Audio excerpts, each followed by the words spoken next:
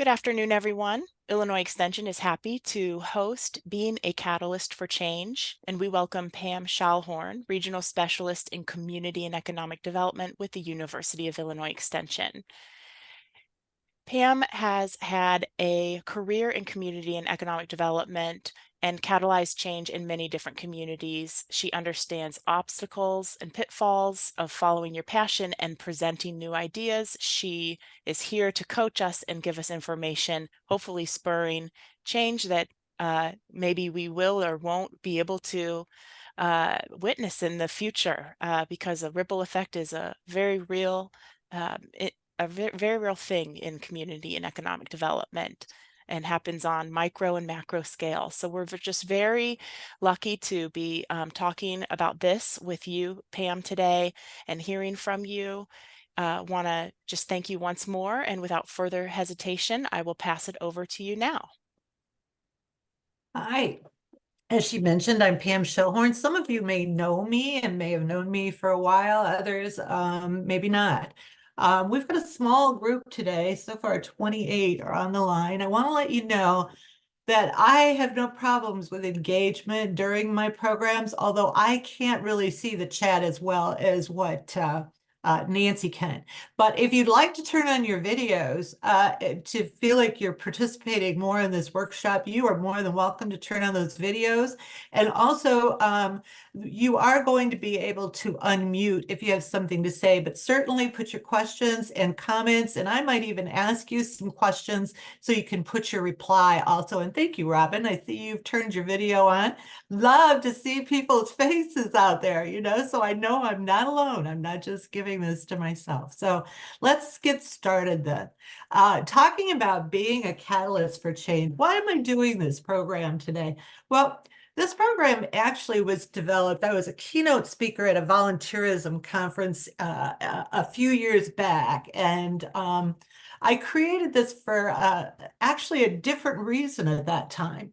And I had to sit down and think about it. Why? I'm doing it for all of you, all 27 of you, but I'm also doing it for a particular purpose. First of all, we are losing our older leaders.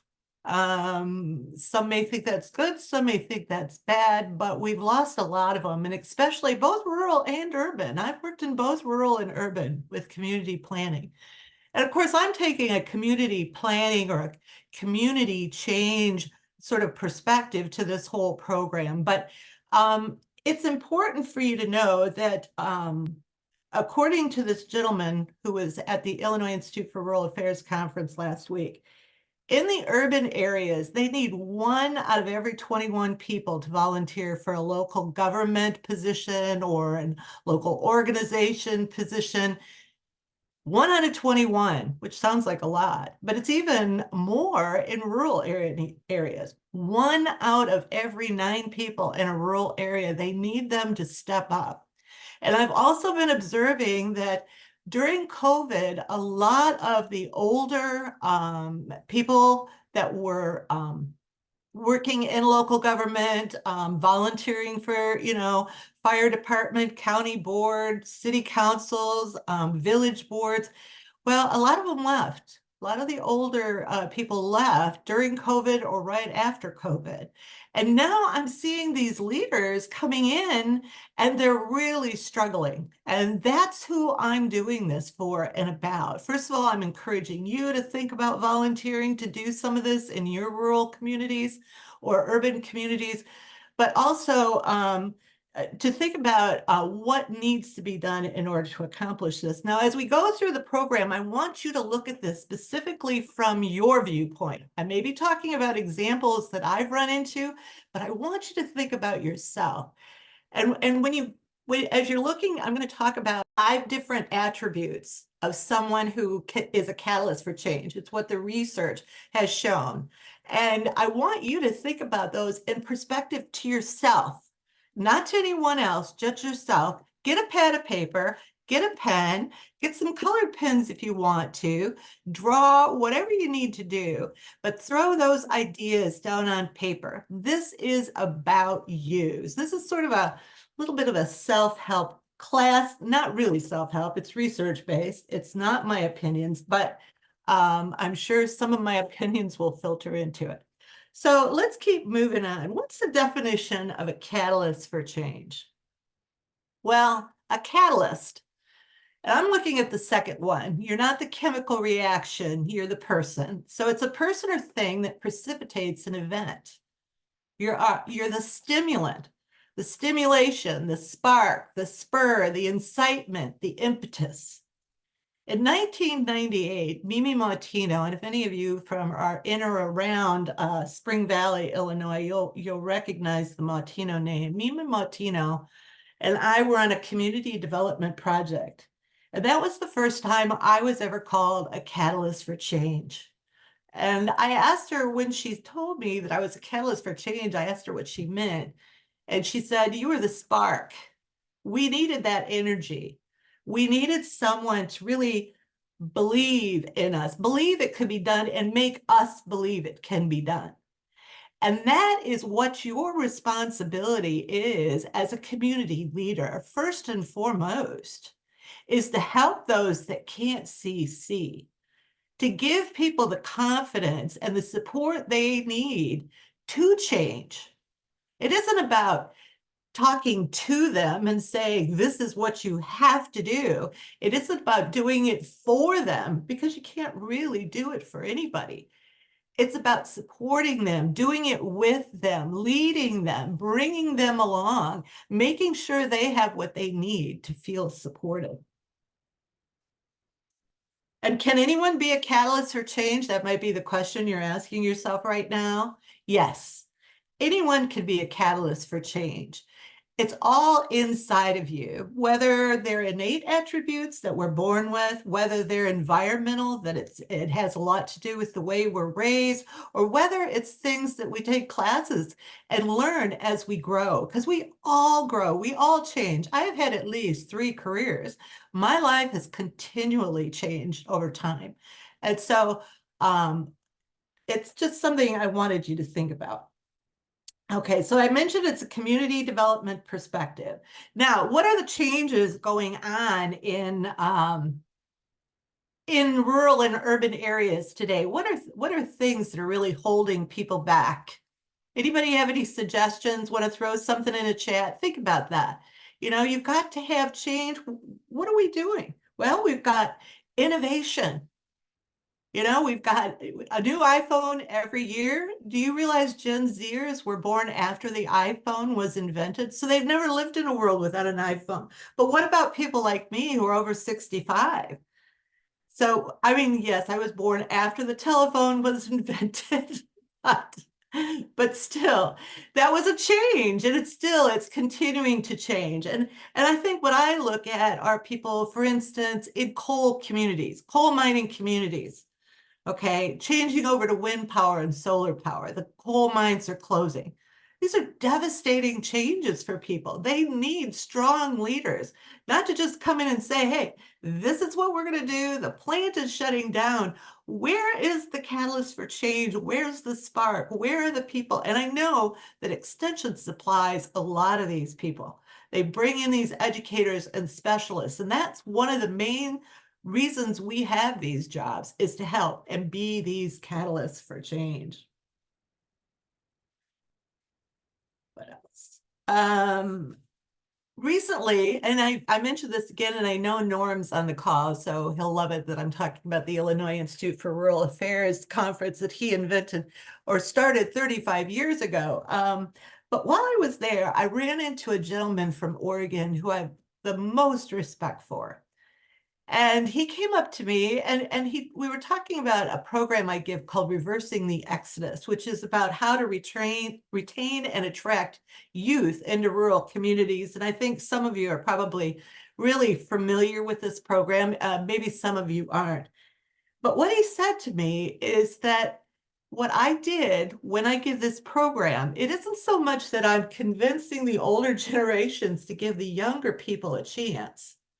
It's the fact that I'm giving the younger people permission for them to do things differently. The world is a different place, whether they live in a rural community or in a urban community, it doesn't matter. If they're young, they're going to have their ways of doing it. And that's one of the things as we're going through this. If you think of anything for leadership classes, and Nancy, this includes you too. I want you to think about this.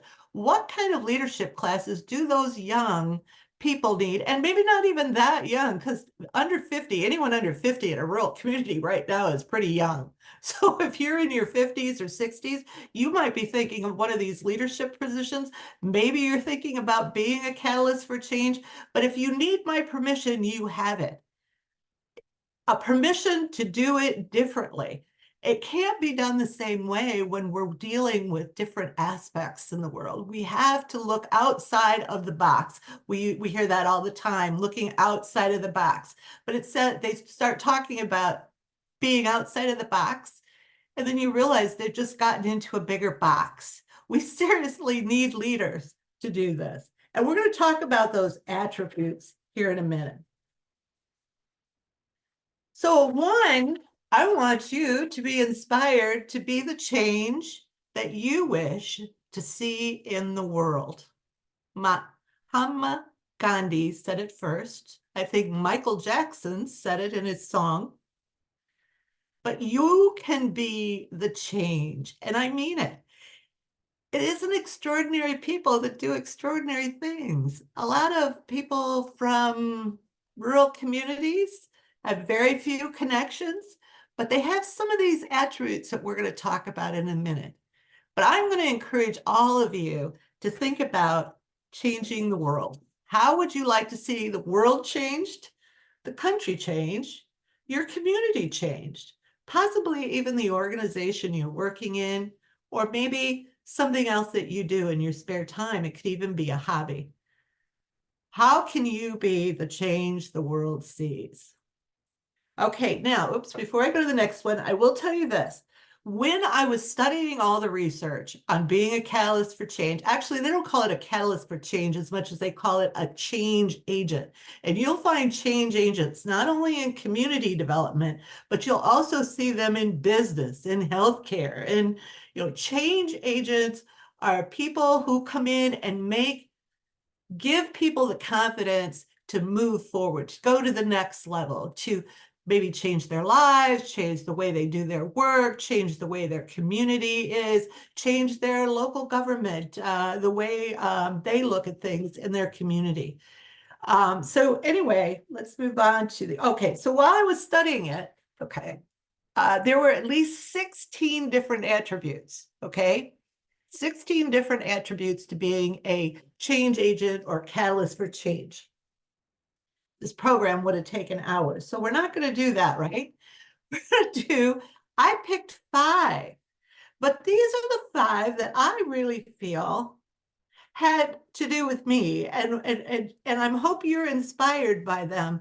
But at the same token, if you think of any other attributes that you think are important that I've missed, feel free to throw them in the chat box. I want to hear what you have to say, because maybe from your perspective, you've been a change agent, but there was some other attribute of your own that you relied on. And again, remember, these aren't all innate. These are not all just, environmental.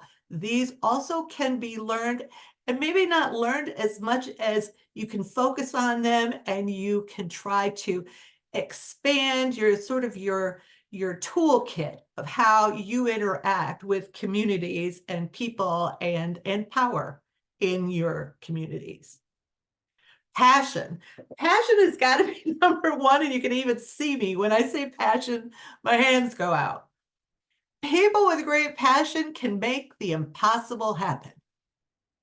You have to have passion for something, because generally speaking, if you're an agent for change or a catalyst for change, these are not things that are going to happen overnight. Especially if you're pushing back against the status quo, against the things that have been going on forever. Let's go back to that coal community.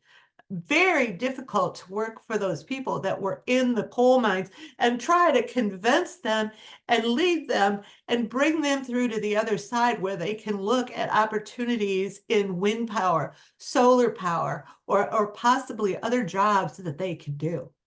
You need that passion. The other thing I say is don't get good at what you don't like to do. You want passion. Yes, yes. And especially when you're volunteering, I find this all the time. People who work for organizations and they have volunteers and they treat volunteers like they're employees. Like, you're going to do this. We need you to do this. Do this. Doesn't happen. Volunteers have the opportunity to go and volunteer anywhere they want to volunteer. So they need that passion. You need to make sure that they're finding their passion. They're finding some self-actualization in that volunteer work. And this one, it's a little bold, the quote up in the top. People will say that your dreams are ridiculous, but that's only because they have given up on their own. Sorry. So that's a little harsh, but at the same token, it's true. That passion has to be within you. You have to carry it. And what I'm saying is right now, if you're writing things down, think about, what are you passionate about? What really are you passionate about? What will carry you through? What kind of passion do you have to help make change in the world, to make the world a better place? Second thing I say is, oops, I keep hitting the wrong button, is courage. Okay? Courage is the commitment to begin without any guarantee for success. I love that. Courage is needed. Courage is resistance to fear, not fear itself, not the absence of fear. Courage is just going for it. You have to have courage.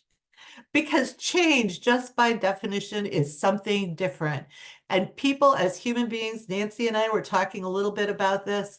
If you've heard, how long does it take to change a habit? At least 30 days, right? We are creatures of habit. That's who we are, humans. We like that because it's easier. New things require us to learn. Remember when you got your first smartphone? And I'm assuming most of you have a smartphone. Remember the learning curve that went along with this? I mean, how much easier was it to use just that dial pad, just the phone, but now all of a sudden we've got weather. No, it's turned out to be fantastic and it's improved our lives immensely, but it was a learning curve. So you need that courage, and you need enough courage to inspire others to have courage to change. Your courage, just by being courageous, just by having that passion, oftentimes is a catalyst that people need to say, hey, I think she's right. I think I can do this. I think we can do this. And I think that's where we are, especially when I see rural communities have lost so many young people. They've lost grocery stores. They've lost their banks. They've lost their sense of community.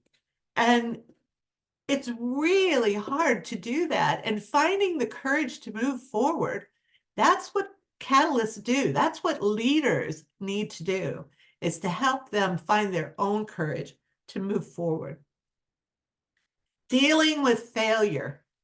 I have worked with more young economic development and not so young economic development and community development professionals and business owners along the way to help them deal with failure. I've actually read several books on this. I've studied as much as I can. Um, all great changes proceed from chaos, okay? And the other quote here is, success consists of going from failure to failure without loss of enthusiasm. I mean, can anyone imagine what Winston Churchill went through during World War II, or any of those leaders during World War II? I mean, how many times they feel like they had the weight of the world on their shoulders. But dealing with failure, I have a couple things that I do, okay? First of all, get back up as fast as you can. And by the way, you do not need to share your failures with anyone else. You can internalize those. Now, you may have to discuss it with a boss or someone else in leadership, but to go out and say, hey, look at me, I failed. That isn't it. You didn't fail. You learned how to do it better. Okay, you've learned how to do it better. That's all failure is. When I learned that, probably about 35 years ago as a commercial lender, um, I realized that that's all it is. It's a learning experience, and hopefully your failure didn't cost too much or create too much havoc for people. But at the same token, it's a learning experience. Now, if you hurt someone, especially deliberately, then an apology may be in order. But past that, dealing with future is more looking inside, getting back up as fast as you can. Learn from those mistakes. It's an important part of your continuing education. Think of it that way. And you can just keep telling yourself that. Don't say, oh, I'm a fool. I'm a failure. There's a wonderful book called What We Say When We Talk to Ourselves. And it's by Helmstetter, Helmstetter. He's a PhD in psychology. I think the book was written in the 80s. But our self-talk is really important. And when we're dealing with failure, that's where we need the positive self-talk. And by the way, if somebody tells you, I've never failed, chances are they've never tried. They've never tried to do anything big or new or change or something that's going to move things along. We all fail, but we need to learn how to get back up, how we need to move forward with that. And we need to help others. You know, if you go, and I remember once I was with a group that had done a fantastic job. They were musicians from Rock Valley College and theater performers, and they had done this play, and it was just an amazing play. But I met them right after the play, and they're already starting to critique, talk about what they did wrong, what they could do better. And I said, whoa, stop. Have a party. Success. Enjoy your successes. So while you're dealing with your failures, make sure you're woohoo in your successes. And then, give it a couple days, get together, and you can start looking at how you can make it better. But dealing with failure is really important if you're going to be working with other people. And of course, some other people may want to see you fail. Well, that's their prerogative. You need to look for yourself. Use it as a learning experience. The next one is persistence. Now, obviously, I am a woman, so I put this in the feminine gender here. She stood in the storm and the wind did not blow her way. She adjusted her sails. I could probably use this as a mantra for myself over the years. It's like persistence is important. You have to continue to lead in this fight. If you're not interested in anymore, how can you expect others? If you think you're going to walk in, and this is what a lot of experts do. I see this all the time. They walk in and they say, this is what you need to do. Bye. Okay. Well, that isn't going to work very well. People need to be taken along. We said it takes 30 days to change a habit. That's when you want to change the habit, right? And sometimes you don't change that habit in 30 days. You go back to where you were, and then you have to start again, and you have to start again, and you have to start again. So who is going to be there to help people persist if you're not persisting? The ones who are crazy enough to think they can change the world are the ones that do. And I hope I have 41 people on this call that all want to change the world in some respect or another. You have to have that persistence. Now, the last one, and this is one I don't do very well, I'll admit it to you, but I think it's critical. Patience. You need to allow people time to learn from their own mistakes while you learn from yours. I become very, very anxious. I want it to happen now. Let's do it. Well, we've already talked about persistence. You have to keep up with it, but you also have to have patience with people. People going through changes, people going through a loss. If you've ever done read any books or studied anything on loss, you'll heard, well, there's these stages. There's denial, then there's anger, then there's sadness, then there's bargaining, and then there's finally acceptance. Well, we know when people are in denial. And by the way, I've been in a situation where you take people from denial into anger, and sometimes it's not real pretty. But we have to have patience with people while they're dealing with this. The coal miners, it's easy for people. who are not in a coal mining community to have no empathy or sympathy for the people and say, hey, coal's bad. You know, it's bad for the environment. We've got to stop. They have to understand that. For 4 or 5 generations, this is the way people have been living their lives. This is where they have worked. This is not just a change for them this year or today. This is a change for their community, their family. You know, their history is built into those coal mines. Now, is it going to have to happen? We know it will. The coal mines are going to close. We're going to have the solar, the wind. But at the same token, patience, patience and empathy for others, you know, waiting, giving them the time they need to build to it, but go back to that passion, that courage that you have. This is what they need to see. This is what they need from their leaders, whether you're on the county board, whether you're the county clerk, whether you're on the village board or the city, you're a city alderman, or you've decided, you know, you're in business, you're leadership, or you're in business and you're part of your chamber and you're trying to move your organization forward. Remember to be patient and have that empathy. Okay. Now I'm going to talk a little bit about pushing against the status quo. The reason I put this into this program is especially younger, when I talk about younger, less experienced people who are thinking about going on and trying to get into local government. I get a lot of them that are already there. They learned how to run. You know, they figured out how to run, get all their signatures. Now they've gotten elected. Now they're there. And now it's really hard for them to play catch up. Now, one of the things that I think is so enlightening is to better understand power structures. Now, this isn't anything specific for rural. It can happen in rural, urban, and it can happen anywhere in the world. But these are 4 different types of power structures that if you're working with a community or in community development, you're going to see these different types of power structures, and sometimes they can be very frustrating. You can feel like you can't make any headway, you can't get involved. Of course, then I just generally recommend going under, over, or around. You know, it's like, don't let that stop you. It's just, I want you to be familiar with these power structures. I wrote this paper probably, I think it was in 2016 or 17, but here are basically 4 different types of power structures that you will run into, especially when you're dealing with communities. Pluralism. There's no dominant source of power. This is what we would call democracy.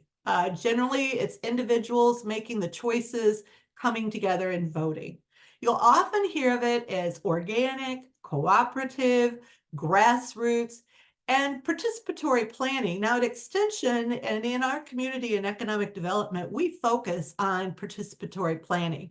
This is what I talk about when we do it with the community. Participatory planning, people get together. You want them to get together. And if you're a good leader, you want that buy-in from your community, from the majority of your community before you start moving forward. So if you're not working with the individuals, you can run into some problems when you're working in the community, especially if you're an outsider. Elitism. Elitism is a very traditional power structure. It's small groups of individuals that control the power, the resources, and public agenda. It's a hierarchical structure, not always based on wealth. A lot of times, and especially both rural and urban, well, we'll use Rockford for an example. The mayor of Rockford now is Mayor McNamara, and his father was mayor for years and years and years. You see this a lot in all forms of government, all levels of government, and whether it's urban or rural. The issue right now in rural, and the reason I'm bringing this up is because this is where I think some of the knowledge has been lost. Okay, great grandpa started a business. He became one of the elites in the rural community, and he was on the county board. Now, his son, the grandfather, When he got old enough, he got involved in politics or in the city government. It's not really politics at a local level. I don't look at it that way, but some people might. So the son, the now the grandfather, he takes over or he gets involved, and then eventually maybe he's on the county board. He takes over for his father. Not unusual. He might even become the mayor or on on the city council. Okay, now here's the father. And the father may have done the same thing. The only problem, what we're seeing right now, is that the son went off to college 10 years ago and did not return. So this is where I see as these older gentlemen are retiring and older people are retiring off of these boards and leaving, that there has been no generational dissemination of information and knowledge. It's gone. Instead of going from this to the next generation to the next generation, and of course, he's having an issue with the sewer. So what does he do? He calls grandpa and said, hey, what's going on with the sewer? He calls one of his other connections. Unfortunately, a lot of the leaders that are coming in that are getting elected, they don't have the contacts, they don't have the connection, they certainly don't have the familial connection or the generational connection. And this is creating a knowledge gap. And that's why I said in the beginning is that I'm trying to think of what kind of leadership classes do people need? Do you think they need in order to take over these positions and become the catalyst for change, or if nothing else, lead the community in a traditional manner, but moving them forward slowly but surely?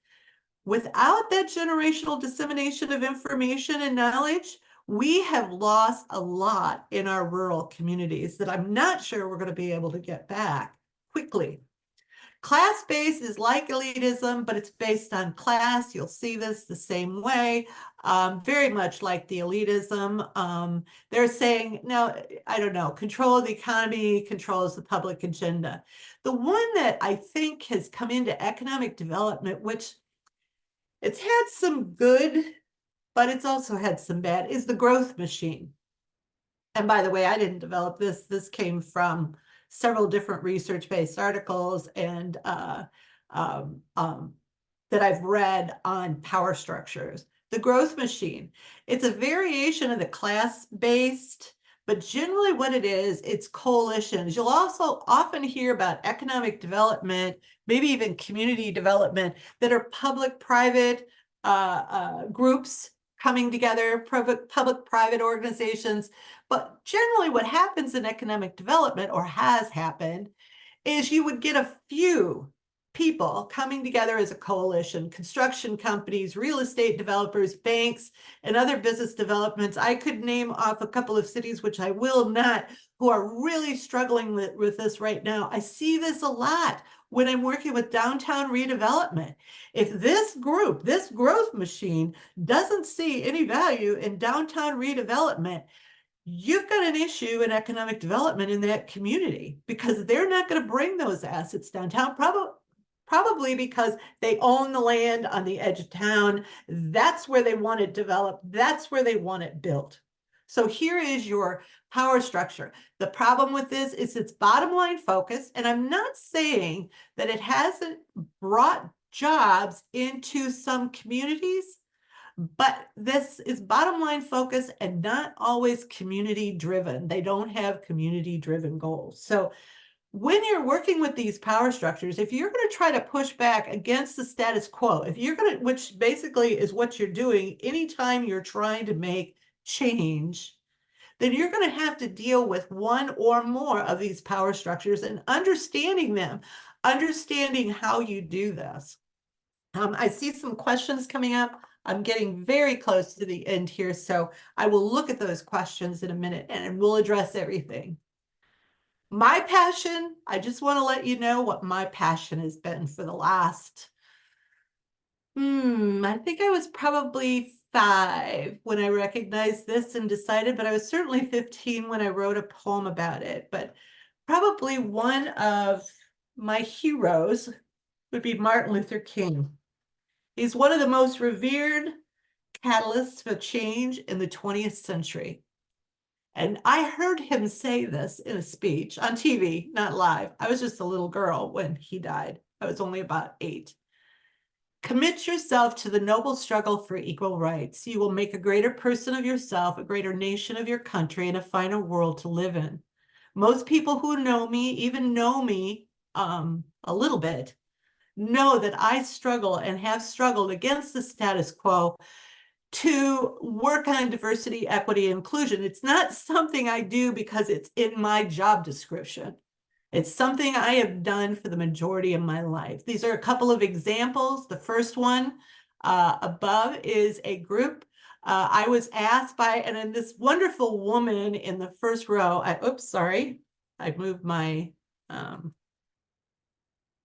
this is very sensitive today for some reason. In this picture in the front row, will you see me on the left side, much younger there? Count over 1, 2, 3, 4, 5. The only one other woman in the front row. Her name is Francesca Reina. She asked me if when I worked for the Small Business Development Center, if I would be interested in creating a Spanish version of starting a business in Illinois and self-employment training. I did. I was very interested, but I'm going to give her all the credit. She was the instructor. The gentleman sitting next to me in the front row, he was a business consultant that I hired because I speak no Spanish. I did have contacts at the DCO and was able to call them and ask them to translate starting a business in Illinois, a document that they have at the DCO, into Spanish.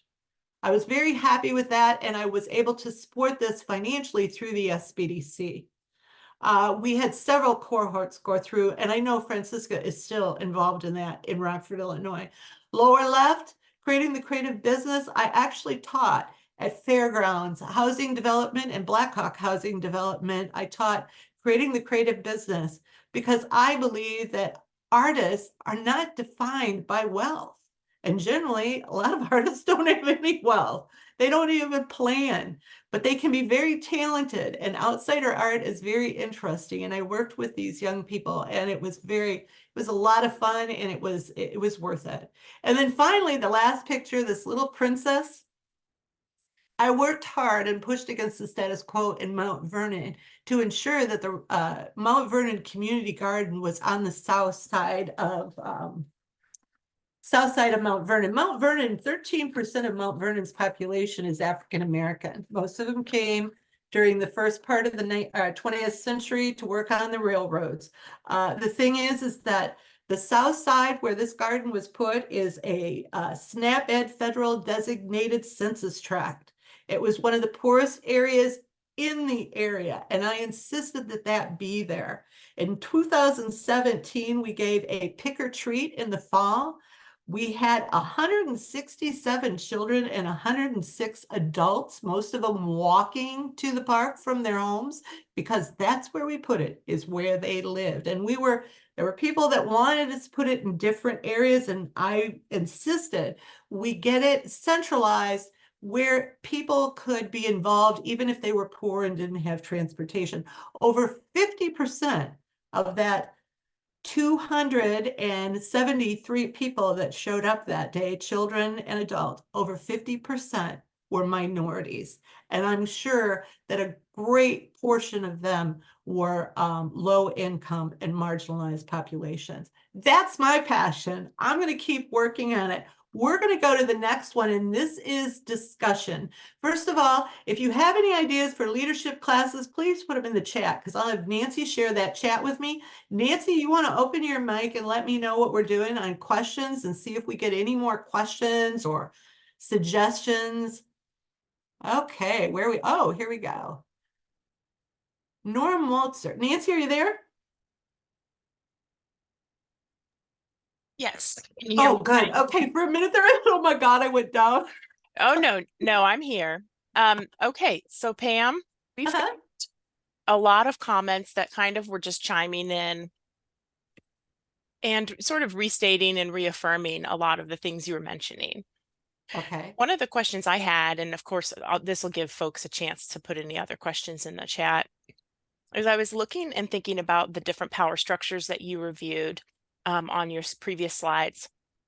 because, coming into entry level and mid career, and that change agent sort of um, aspect of community development work, looking at the different power structures, I couldn't help but nod and think of examples, whether it be, you can't move forward without folks having, really had some sort of anonymous or the majority sort of vote in, don't do stuff with a community unless they're truly on board, etc. And then that whole idea of, in different communities, the power structures around if there's classism or elitism could be the case. And then more so with the growth machine you were mentioning, I couldn't help but think of all of the grantees that are tasked to do some of the infrastructure and how those merit reviews for grants do have the community benefit piece, because we understand that those who are carrying out the infrastructure work do have to think of their bottom line. And so, as a community development agent, how do you navigate all of those structures at the same time? I think already it just helps to be aware of them. Yes. But Yes. First of all, you want to be aware. You need to get to know people. I mean, when you work in community development, if you just walk in, give it to them and walk out, and that's where, I know quite a few people on this. In fact, I noticed Terry Schuster, you didn't turn your video on, but you know you're there. And he's the one who told me at the IIRA conference that I give permission to the young to do it differently. So here I am trying. I've been doing this program for 8 years. So Terry, he took the time to inspire me. He inspires me, and I can inspire others. I think first and foremost, we have to be able to inspire other people. Leaders have to lead. You have to inspire them with your passion, with your courage, with your persistence, with your, all of this. It's really, really important. Let's see, I'm going through these questions. Let's see, trial error. I'm going to keep going. You're right. They're validating. Thank you very much. I'm glad some of you really enjoyed it. Thank you. Buying is not enough. They have to build it. If you buy something, you can return it. If you build it, where do you take it back? Where you take it back? Yeah. Yeah, you know what, Norm? You and I should have a philosophical discussion on that. I'm going to back off that one. You and I really need to talk. Thank you. Losing institutional knowledge. Terry is concerned too, and so are so many others, is that we are losing that generational knowledge. But that's where I think there's a lot of YouTube videos out there. If you really want to learn some of these, dealing, how to be more patient, how to do this, how to do that, there's videos out there from and that's the great part, from lots of experts, and they're all free. It's just finding something that's reputable and learning that sort of thing. If you have to learn how to do a comprehensive plan because one hasn't been done in your community since 1992, well, then call one of the regional planners and ask them, do you have the directions on creating a comprehensive plan, and then try to break it down and start it. We need to fold in young leadership before older leadership. Terry, I agree with that. You might have time to do that, and you have done it, right? Because you went out and found that young woman to run for city council, and she's on your city council. It's great if you can. The only thing is, I think it's past time for many communities. There's one county, I know they had maybe 18 people on their board. They're down to about 5, and they just cannot find more people to come on. And again, it's because of that sort of elitist and hierarchical power structure that they've had. And now these younger people that would have been in line to take those positions are gone. So we need to find a way to train these young people. In fact, Terry, I think one of the things you do is amazing. And what that is you're there to inspire them, to assist them, You don't have that competitive nature. You're in a more of a nurturing situation, and we need more of that. We need our older leaders to not just walk off and retire, but to say, how can I help? How can we assist you so that you can get up and running? Instead, what I'm seeing is that this becomes this competitiveness and this power struggle. You have a power struggle in a community that only has 2 or 3 thousand people. That is a waste of a lot of people's energy. We need to find ways to come together and face these issues together. Um, Stitches are to help empower local people, help people to work. And someone wants the slides. Hi, Joellen. I'm glad you're here. Sorry you missed the first part. You will be getting the slides, the recording as well, and also some other things. Yeah, no, I think I've answered all the questions. Does anyone have anything else? You're more than welcome to open your mics. Unmute yourself and say something if you want to. I'm happy to do that for you. Nothing more? Nancy, do you have any more questions, suggestions, or comments? Yeah, I was kind of along the same lines with Bill on this idea about local leadership trainings, and you can even think about it as formal or informal as you want, but this idea of who is it in these communities that could actually be a part of talking to youth about leadership.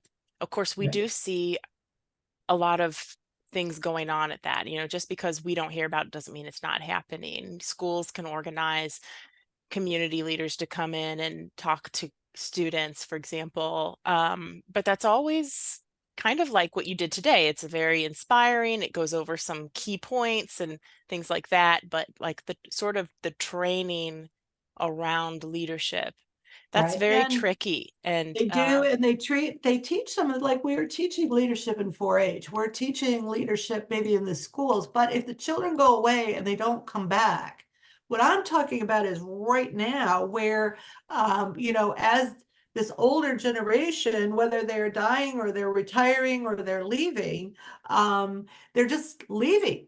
And there's all this to be done. I mean, for instance, one small community, seriously, they need to do a comprehensive plan in order to get a grant, but they haven't had a comprehensive plan since 1992. So obviously, some of the older ones were not getting the work done either. I mean, that's 22 years ago.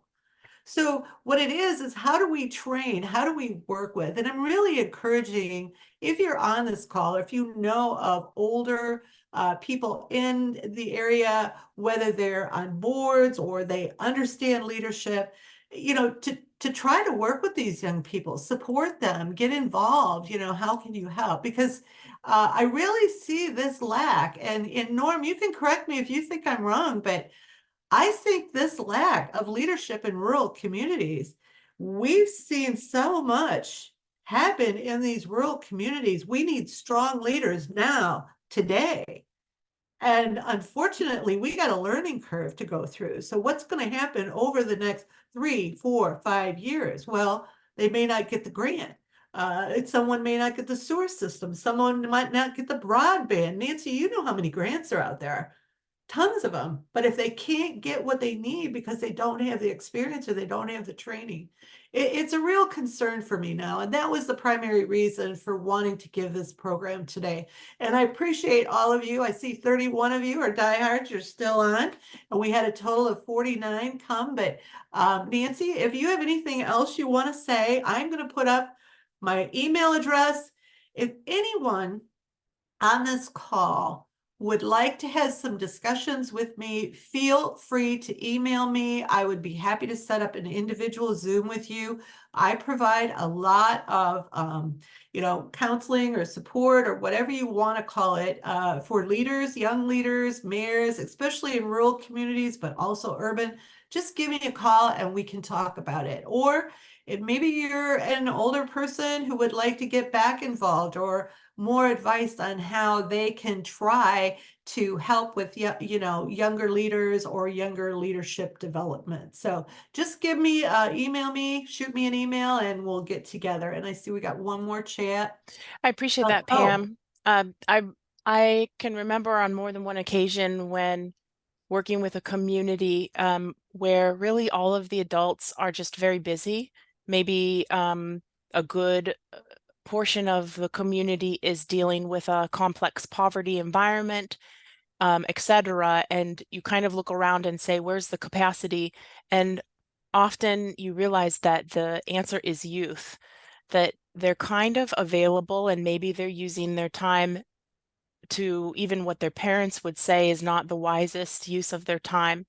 And wouldn't it be great to get them involved in more community-minded projects? And of course, that's always hard. If you think of, you know, youth are very much into what their friends do, right? So friends have to really kind of all be a part of the mix. So there right. has to be that peer element, but then youth capacity for community development uh, in utilizing youth is, I think, really an untapped resource. It is. And I don't know I if you have any sort of pointers on that, because often I'll think, well, I'm not a youth development expert, but oh, there again, it's come up so often. Then right. what does what can be done, or how does what do you see as being like a bridge to activating that resource?